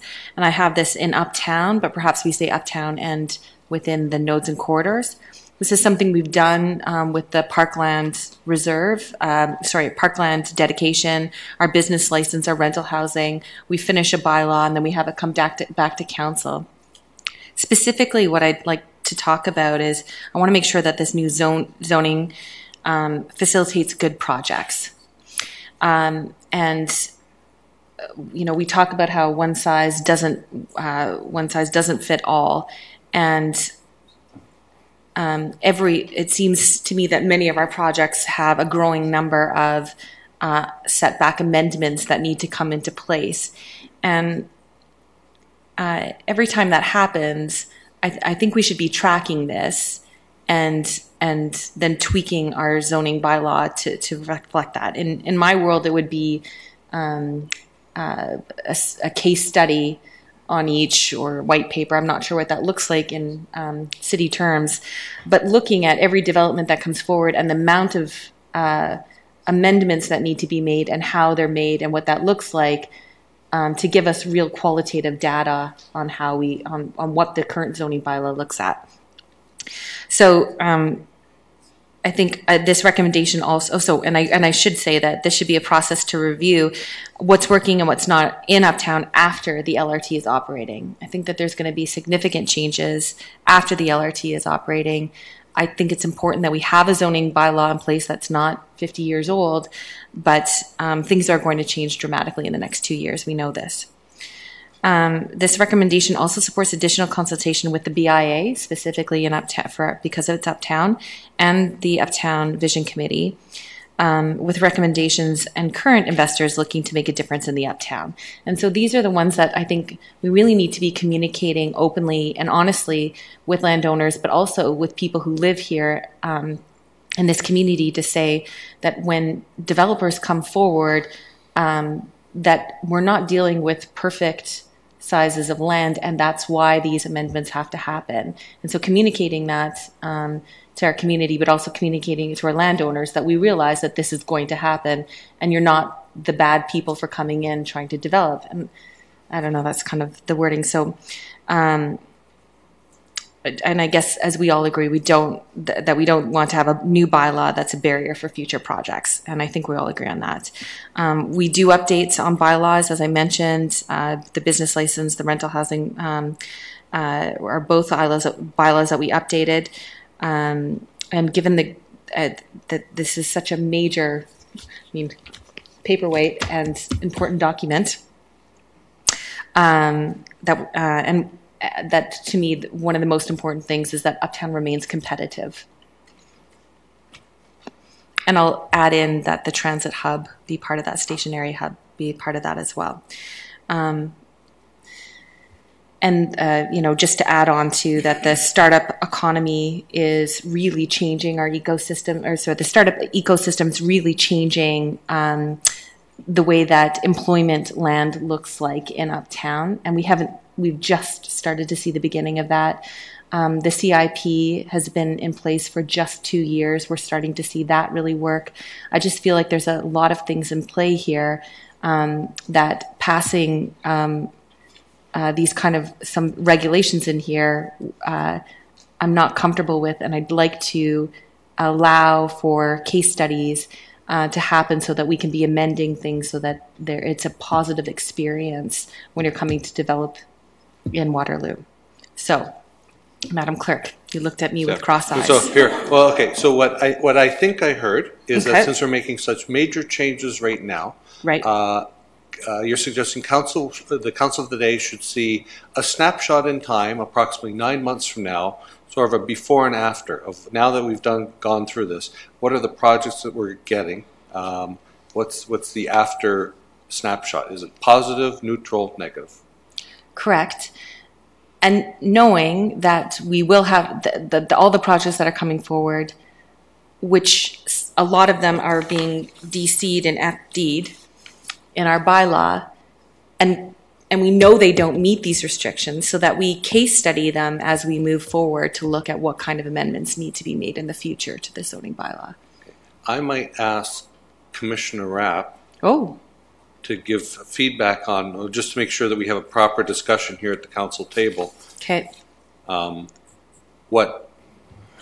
this might work out. Okay. Certainly.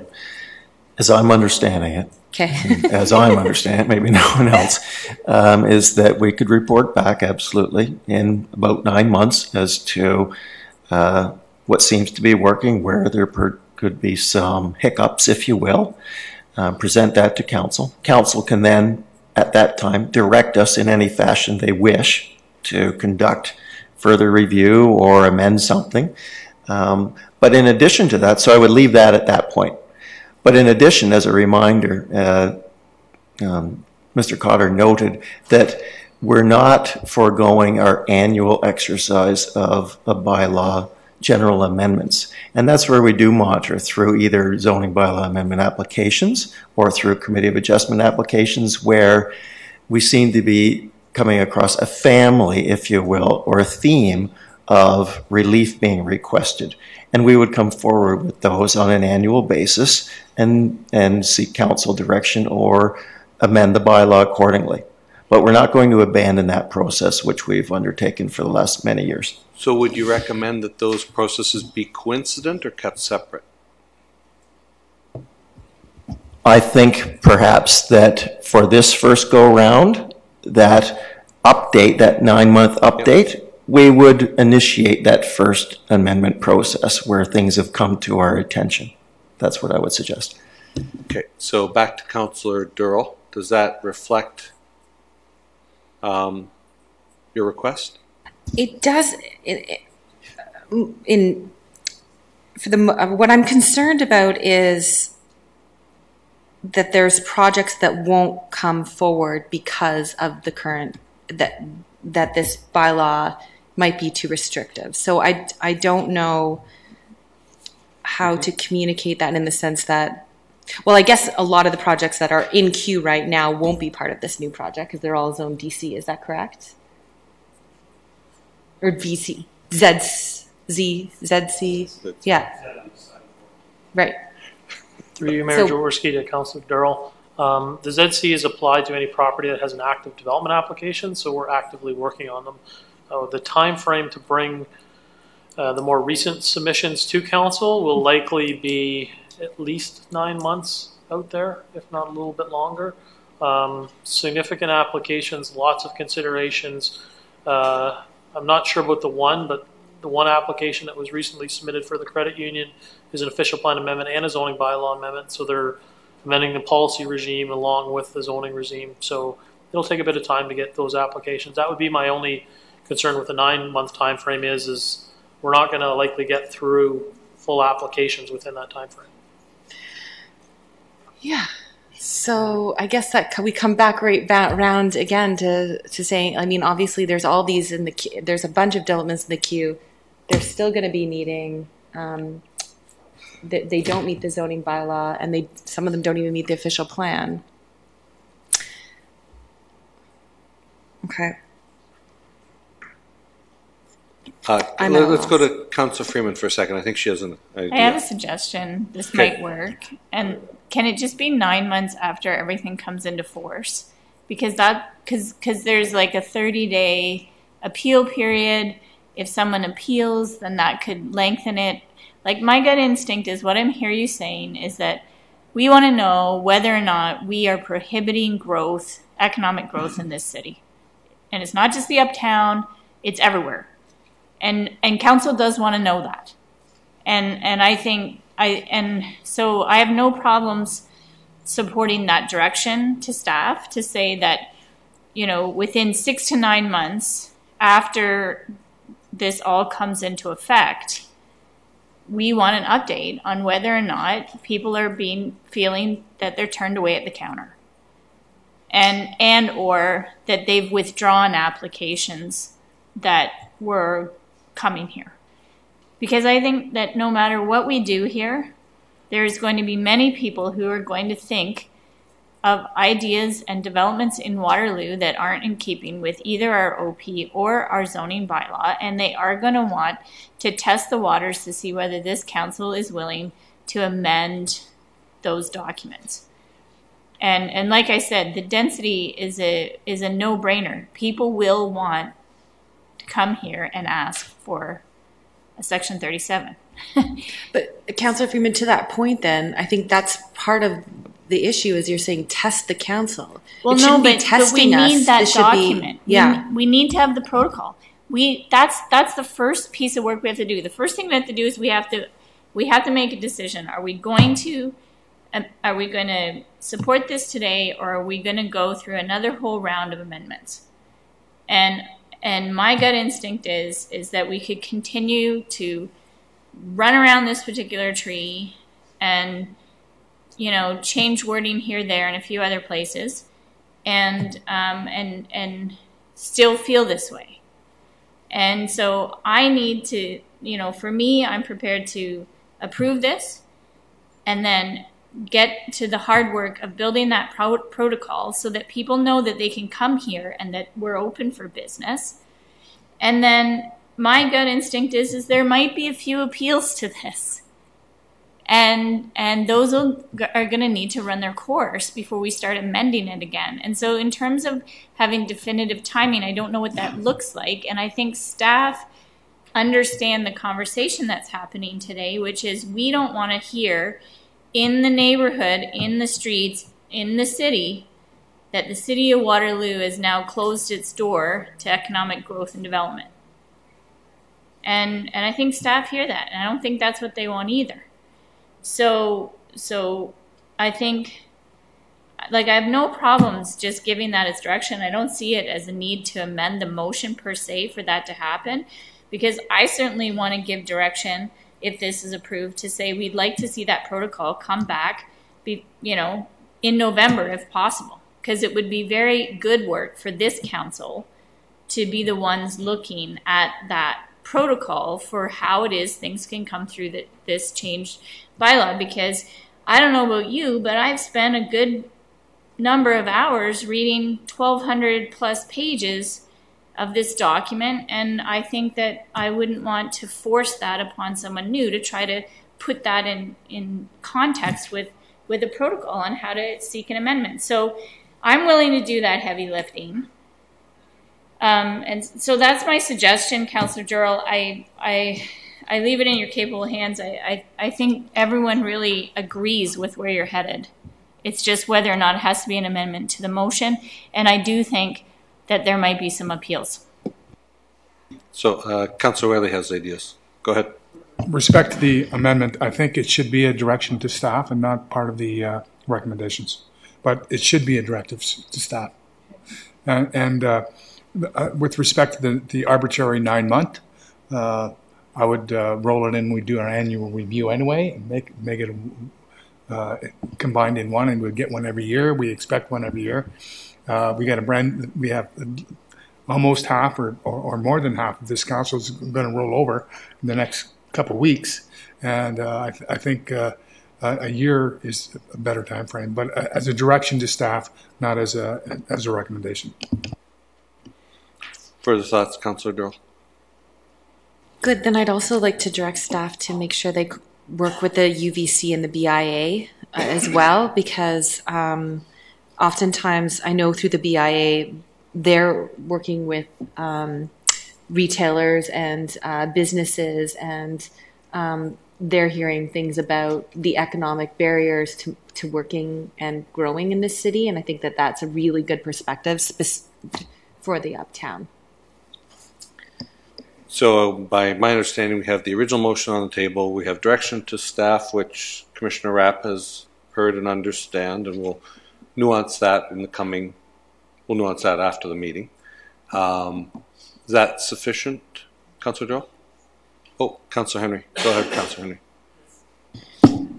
I think we've landed in a place I'm reasonably comfortable with Mr. Rapp nuancing the understanding of, as I understand it, incorporating into the annual review, the next appropriate annual review of development, whether and how the comprehensive zoning bylaw has had an impact on development applications in the city of Waterloo, and to consult with appropriate parties, including those named by Councillor Durrell.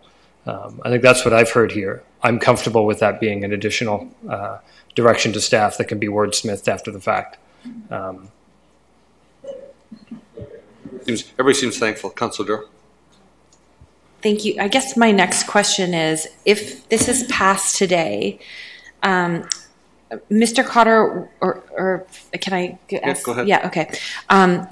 How are we going to communicate with the landowners and developers in Waterloo to explain to them what the process is for new planning decisions?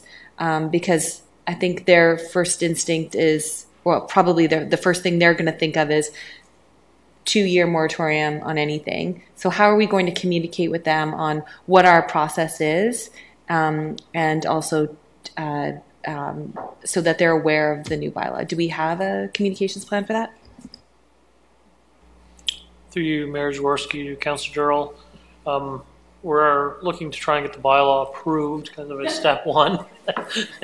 It's only been 5 years. Yeah. And following that, we'd be happy to sit down with communications and work out some information. We deal with people, 5 days a week at the counter communicating. Our doors are always open. We'll try and communicate the best way we can out to the community. How the process worked, what's changed. We talk to developers and consultants and lots of individuals as well, and I'm sure the message will get out there fairly quickly. Anytime we do a minor modification, it is usually 10 minutes later I've got my phone ringing. So the information gets out there fairly quickly. We will certainly bolster that to the extent that we can, and make sure that we continue to listen and communicate and dialogue with our partners out there in the community. I would like to then recommend that we do an outbound strategy. So it's not just people coming in to that ask questions, because then communication can get muddied or misinformation can be put out. I think it's important that the city puts out a communication to everyone who's been a part of this zoning process over the last 5-6 years. I know I held independent meetings that, Joel, you were the star of in Uptown on several different occasions. So there's been a lot of people throughout this process that have been a part of it. I think an outbound strategy where we're communicating with people what this zoning bylaw is and some of this, and I think that there's separate funnels, which is, we're getting way into the weeds, but I think that it's important that we do follow up with everyone on this. Because, too, we all know that I don't think Jeff Uthwitt's going to do 900 pages in the record. It's going to be slimmed down to 500 words. So we want to make sure that we get out all the information, not just some of it. Okay. Seeing nothing further, we have Councillor Henry's amendment as well on the table. All those in favor? Oh, Councillor Henry, were you ready to speak there? I mean, so you're now taking the vote on the comprehensive zoning bylaw? The comprehensive zoning bylaw, the full thing, including your amendment. Okay. Are we good?